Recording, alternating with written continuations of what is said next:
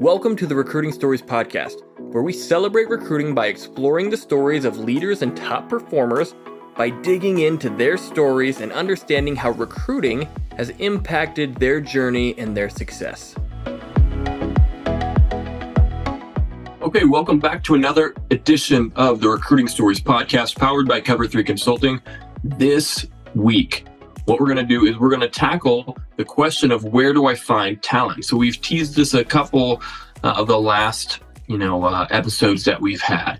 And I get this question all the time, especially from prospective clients. People are asking me, hey, where do you find talent? What do you do that's different? And the answer I often have is, what we do is probably not all that different than what you do. We're just better at it because we're the fishing guide, right? We're fishing every day. So we know where the fish are, we know what they're biting on, we know how the economic situation is affecting, what they're looking for, etc. So to set the stage here, every organization, for them to survive, they have to have great talent, right? And you have to have an influx of talent if you want to grow.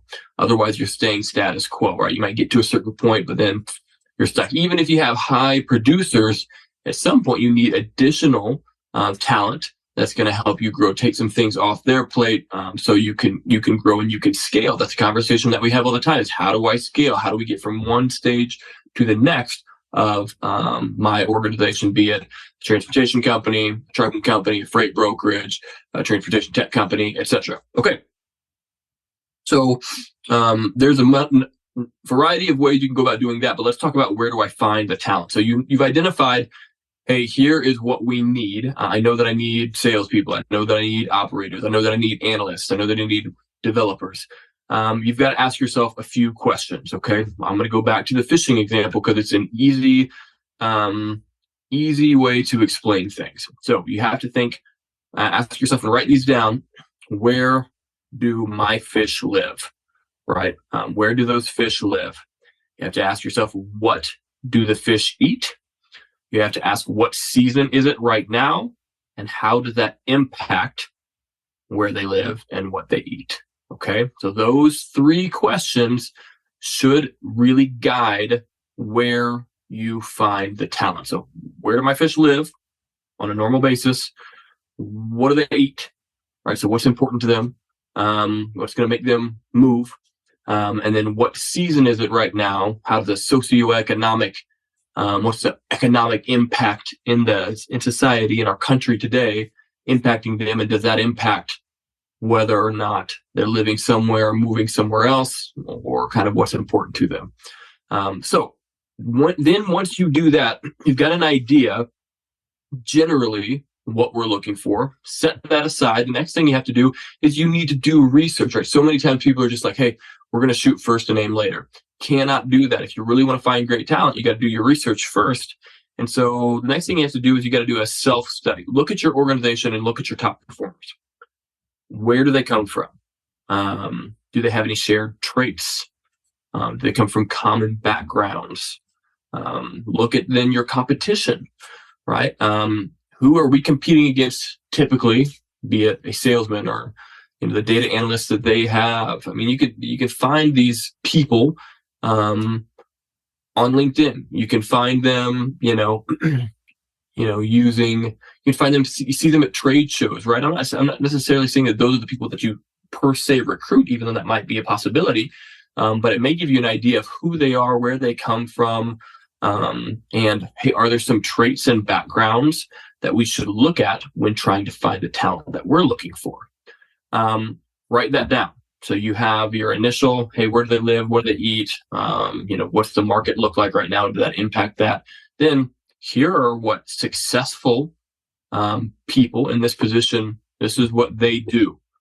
Okay, so once we've gathered that data, then we have to kind of test and see, is that definitive, right? Theorize a little bit. And typically what you're going to have to do then is you're going to have to go find those people. So you're going to have to go talk to a few in the marketplace, talk to, your own people first, see if those things motivate them. Is what we have, what I think makes them successful, is that actually what motivates them? is the fact that this person is extremely detail oriented, they're extremely intelligent.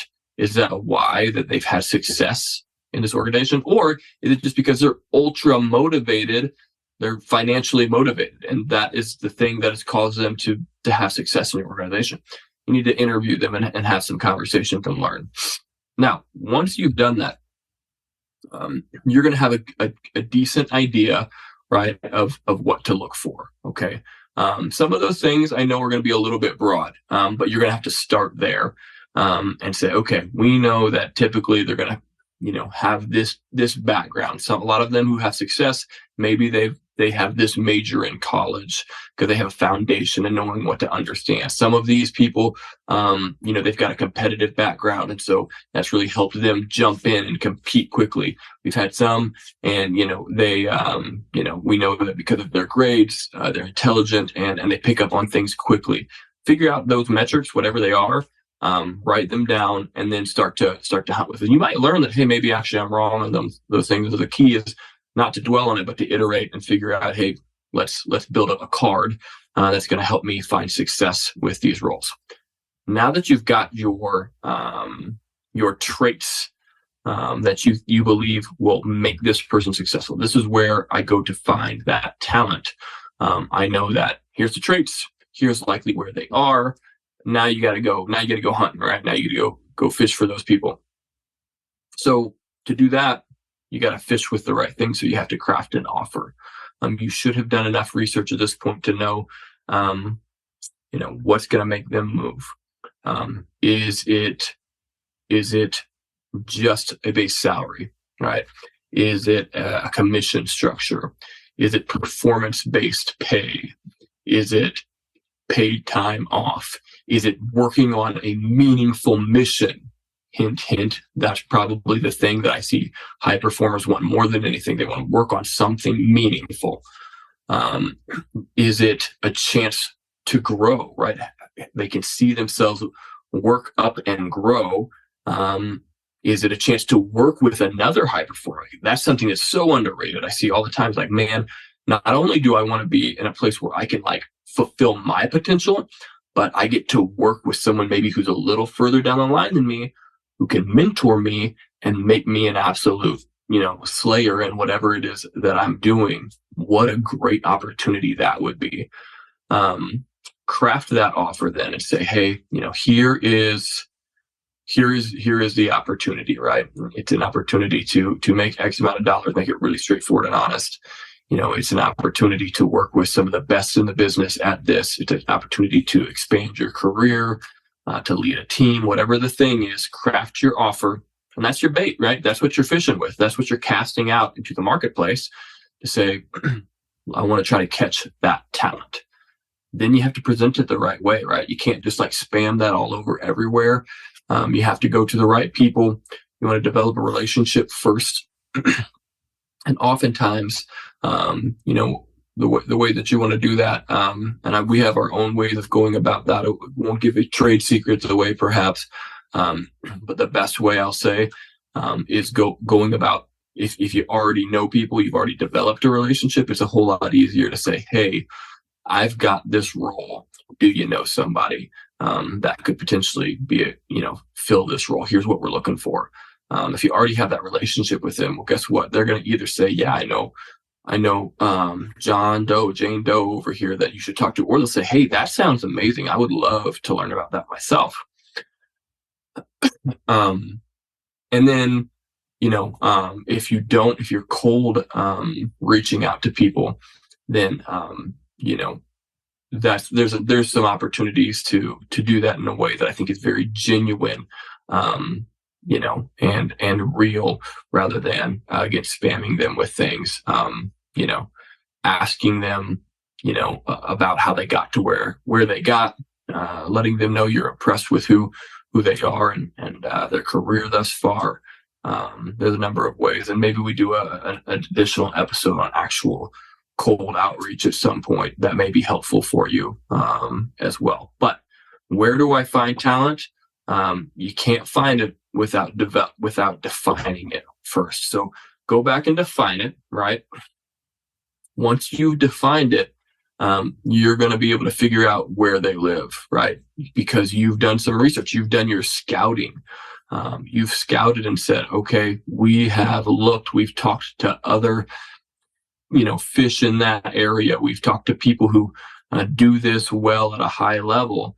And we start there. And sometimes what you're going to find is, just because they were there 6 months ago, because of the market change, they might have all moved into this place. Maybe they're at a competitor's company over a couple of years' time because that competitor's taking advantage of the market, i.e. remote work. Or you've learned that there's somebody's taking a competitive advantage, and you have to pay attention to those things.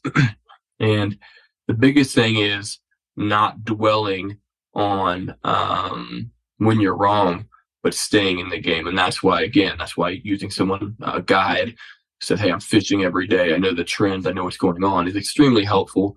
Just because hey, I see when the winds of capitalism blow, we're in a bull market, and venture capitalists are changing what the value of certain roles are, because they're making offers above market value for people. And so people believe, hey, this is what we're worth right now, and they are, because that's what offers are being made at. Well, guess what? Then we have a bear market, things go down, and that it changes because money's not as free flowing anymore. And people shift and move. It doesn't mean that people aren't talented. There's not talent there. It just means that now it's moved, and the price point of those people has changed over time. So I hope this was helpful. I know that you might have been reading that thinking, hey, Adrian's going to tell me exactly where to find this person or that person, or what college or what company. But it's completely dependent on what you're searching for, right? And obviously we focus on the transportation industry, supply chain, trucking, 3PL, transportation technology, and all of those companies, where they are geographically, what size they are, what their leadership looks like, what their values are. All of that matters, and that changes who you hunt for, and why you hunt for that, and what will be successful in your organization. And those conversations should be had if you want to find talent that's going to plug into your organization and succeed.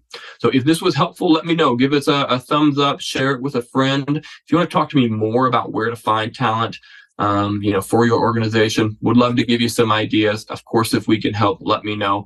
But share this with some folks. And we look forward to talking with you with some other great interviews and leaders in the transportation industry on our next episode. Thanks. Thanks for listening to the Recruiting Stories podcast. If you haven't yet, subscribe wherever you listen to podcasts. Check us out on LinkedIn. Adrian Chapman and Cover 3 Consulting is our company page. Also check out our website, www.cov3consulting.com. Again, thanks for joining us, and we just simply want to remind you that you can change the world by putting people in a position where they can do the most good, and you do that by recruiting. Thanks again for joining us. We'll see you next time.